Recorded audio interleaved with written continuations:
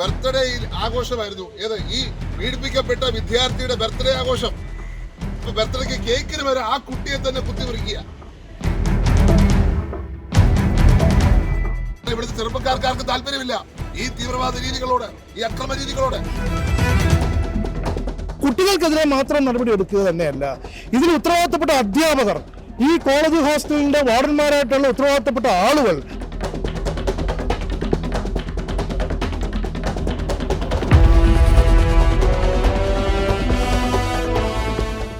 നമസ്കാരം. Kottayam nursing college ഹോസ്റ്റലിൽ നടന്ന റാഗിങ്ങിനെതിരെ വ്യാപകമായ പ്രതിഷേധം ഉയരുകയാണ്. നഴ്സിംഗ് സ്കൂൾ കോളേജിലേക്ക് ഇപ്പോൾ വിവിധ സംഘടനകളുടെ നേതൃത്വത്തിൽ പ്രതിഷേധ മാർച്ച് നടക്കുന്നു. കേരള ഗവൺമെന്റ് നഴ്സിംഗ് യൂണിയന്റെ നേതൃത്വത്തിൽ നഴ്സുമാർ മാർച്ച് സംഘടിപ്പിച്ചു. ചാണ്ടി ഉമ്മൻ MLA ആണ് മാർച്ച് ഉദ്ഘാടനം ചെയ്തത്. അവർക്ക് നേരെ പോലീസ് ജലപീരങ്കിയും പ്രയോഗിച്ചു. വിവിധ സംഘടനകളുടെ നേതൃത്വത്തിലാണ് ഇപ്പോൾ പ്രതിഷേധ മാർച്ച് നടക്കുന്നത്. ഇപ്പോൾ സംഭവത്തിൽ വ്യാപകമായ പ്രതിഷേധമാണ് ഉയരുന്നത്. KGSNA എന്ന സംഘടനയിലെ അംഗമായ ജനറൽ സെക്രട്ടറിയായ രാഹുൽ രാജാണ് ഈ സംഭവത്തിലെ ഒന്നാം പ്രതി. രാഹുൽ രാജ് SFI അനുഭാവ സംഘടനയിലെ അംഗമാണെന്നാണ് ഇവർ ആരോപിക്കുന്നത്.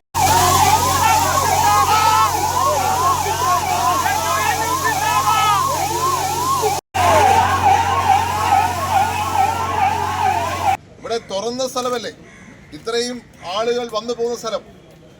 അവിടെ സെക്യൂരിറ്റി സ്റ്റാഫുണ്ട്, വാർഡനുണ്ട്, അസിസ്റ്റന്റ് വാർഡനുണ്ട്. അതൊക്കെ ഉണ്ടായിട്ട് 4 മാസം വീണ്ടും നടത്തിയിട്ട് ഇവർ ആരും അറിഞ്ഞില്ല എന്നാണ് പറയുന്നത്. ഇന്നലെ ഞങ്ങൾ പോലീസ് സ്റ്റേഷനിൽ പോയി പോലീസ് അധികാരികളോട് ആവശ്യപ്പെട്ടു, എന്താണ് നടപടി എടുത്തിരിക്കുന്നത്, എന്താണ് ഇതിനകത്ത് നിലപാട്. ഇതുവരെ ഒരു കേസ് അവർക്കെതിരെ എടുക്കണ്ടേ? അബറ്റ്മെന്റ്, റാഗിംഗ് അബറ്റ്മെന്റിന് അവർക്ക് ഉത്തരവാദിത്തമില്ലേ? അവരെ സംരക്ഷിക്കാനുള്ള ശ്രമം.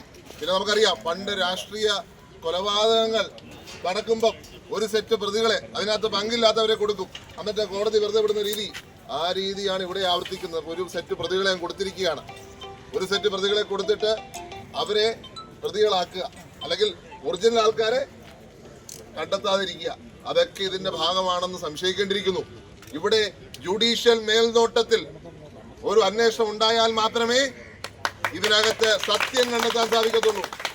അല്ലെങ്കിൽ നിങ്ങൾക്കറിയാം എന്തൊക്കെ പ്രഷറാണ്, എവിടെ നിന്നൊക്കെ വരുമെന്ന് നിങ്ങൾക്കറിയാം, ഏതൊക്കെ തരത്തിലുള്ള പ്രഷർ വരുമെന്നറിയാം, എന്തൊക്കെ നടക്കുമെന്ന് നമുക്കറിയാം. ഇവിടെ ഒരു വിദ്യാർത്ഥിയോട് ചെയ്യുന്നതിൽ ഏറ്റവും വലിയ ക്രൂരത, ആ കുട്ടി ഭയം കാരണം മിണ്ടാതിരിക്കുക. ഈ തരത്തിലുള്ള സമീപനം വിദ്യാർത്ഥി സംഘടന എന്നാ പറയുന്നത്. ഇത് വിദ്യാർത്ഥി സംഘടനയല്ല, തീവ്രവാദ സംഘടനയായിട്ട് ഇതിനെ കണക്കാക്കേണ്ടി വരും. വിദ്യാർത്ഥി സംഘടന പറയാൻ പറ്റുമോ? ഇങ്ങനെ കുത്തി ഇന്നലെ എനിക്ക് മനസ്സിലായത് ബർത്ത്ഡേ ആഘോഷമായിരുന്നു. ഏത് ഈ പീഡിപ്പിക്കപ്പെട്ട വിദ്യാർത്ഥിയുടെ ബർത്ത്ഡേ ആഘോഷം. ഇപ്പൊ ബർത്ത്ഡേക്ക് കേക്കിന് വരെ ആ കുട്ടിയെ തന്നെ കുത്തിമുറിക്കുക. ഓർത്തു നോക്കും മാനസികാവസ്ഥ. ഇതിനെ കാരണക്കാർ സർക്കാരാ. പൂക്കോട് നടന്ന ഏറ്റവും ക്രൂരമായ ഒരു മരണം. ആ കുട്ടിയെ 3 ദിവസം പടർക്കിട്ട് അവൻ മരിക്കുന്ന സാഹചര്യം ഉണ്ടായി. എന്നിട്ട് ഒരു നടപടി എടുത്തില്ല എന്ന് മാത്രമല്ല, അവരെല്ലാം ഇന്ന് വളരെ സർവ്വസ്വതന്ത്രരായി നടക്കുകയാണ്. അതുകൊണ്ടാണ് ഇവിടെയും മറ്റുള്ള കോളേജുകൾ ഇപ്പൊ സൂചിപ്പിച്ചു, പത്തനംതിട്ടയിൽ ഉള്ള സാഹചര്യം, അവിടെയൊക്കെ ഇങ്ങനെ ഉയർന്നു വരുവാനുള്ള കാര്യം ഈ ഗവൺമെന്റ് കൊടുത്തിരിക്കുന്ന സ്വാതന്ത്ര്യമാണ്.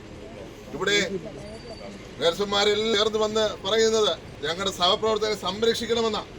ആ സംരക്ഷണം ഒരുക്കാൻ സർക്കാർ തയ്യാറാവണം. സർക്കാർ തയ്യാറായില്ലെങ്കിൽ കേരളത്തിലെ ജനങ്ങൾ ഇതിനും ശക്തമായി പ്രതികരിക്കും എന്നുള്ള കാര്യത്തിൽ സംശയമില്ല. ഇതൊരു തുടക്കം മാത്രമാണ്. ഒരു സമരം കൊണ്ടൊന്നും ഈ സർക്കാർ പാഠം പഠിക്കില്ല. ഒരു സമരം കൊണ്ട് തീരുന്നതല്ല ഈ പ്രശ്നം. കേസുകാരെ ഇവിടെ വാട്ടർ ക്യാൻ അടിച്ചു അവരെ നേരെ കൊണ്ടുപോയി പറയാ SFI സമരം ഇരുന്നിട്ട് ഇവരെ തുറക്കും. ഞാൻ പറഞ്ഞു, എന്താണിത്? SFIയുടെ സമരമായിട്ട് ഞങ്ങളുടെ ചെറുപ്പക്കാർക്ക് എന്താ ബന്ധം?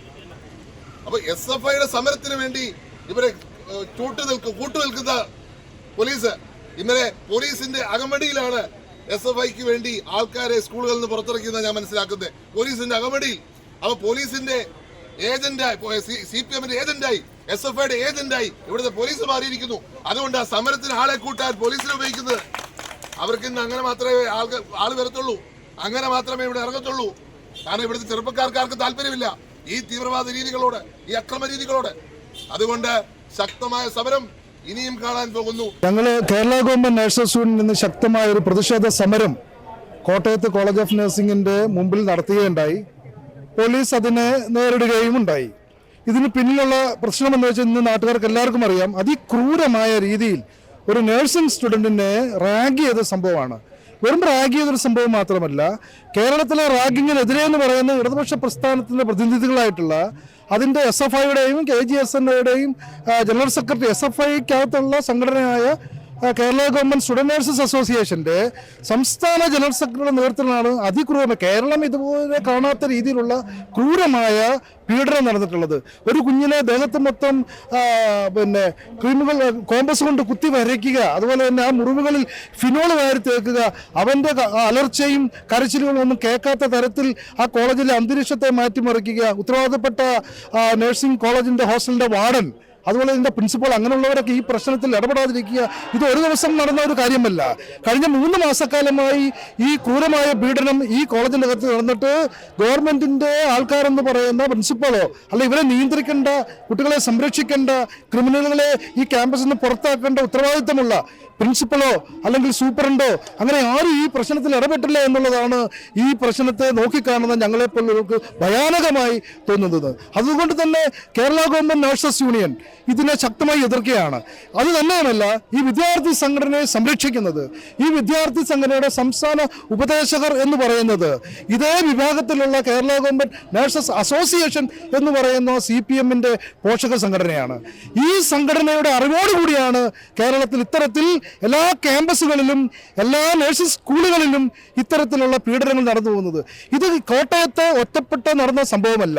ഇത് തിരുവനന്തപുരം മെഡിക്കൽ കോളേജിൽ നടന്നിട്ടുണ്ട്, തൃശ്ശൂർ മെഡിക്കൽ കോളേജിൽ നടന്നിട്ടുണ്ട്, കോഴിക്കോട് മെഡിക്കൽ കോളേജിൽ നടന്നിട്ടുണ്ട്. ഇതെല്ലാം തന്നെ മൂടി വെക്കപ്പെട്ട നിലയിലാണ്. ഇപ്പോൾ കോട്ടയത്ത് നടന്ന സംഭവം തന്നെ ഇത് മൂടിപ്പോകുമായിരുന്നു, ഒരു മനുഷ്യനറിയാതെ ഇത് മൂടിപ്പോകുമായിരുന്നു. പക്ഷെ ഇത്തരം ഒരു വീഡിയോ ലീക്ക് ചെയ്ത് പുറലോകം അറിഞ്ഞതുകൊണ്ടാണ് ഇതിൻ്റെ ഒരു ഭീകരത നമുക്ക് മനസ്സിലാക്കാൻ കഴിഞ്ഞിട്ടുള്ളത്. അതുകൊണ്ട് കുട്ടികൾക്കെതിരെ മാത്രം നടപടി എടുക്കുക തന്നെയല്ല, ഇതിൽ ഉത്തരവാദിത്തപ്പെട്ട അധ്യാപകർ, ഈ കോളേജ് ഹോസ്റ്റലിൻ്റെ വാർഡന്മാരായിട്ടുള്ള ഉത്തരവാദിത്തപ്പെട്ട ആളുകൾ, അവർക്കൊക്കെ പോലീസ് നടപടി, നിയമ നടപടി, ഗവൺമെൻറ് ശക്തമായ ആക്ഷൻ എടുക്കണം.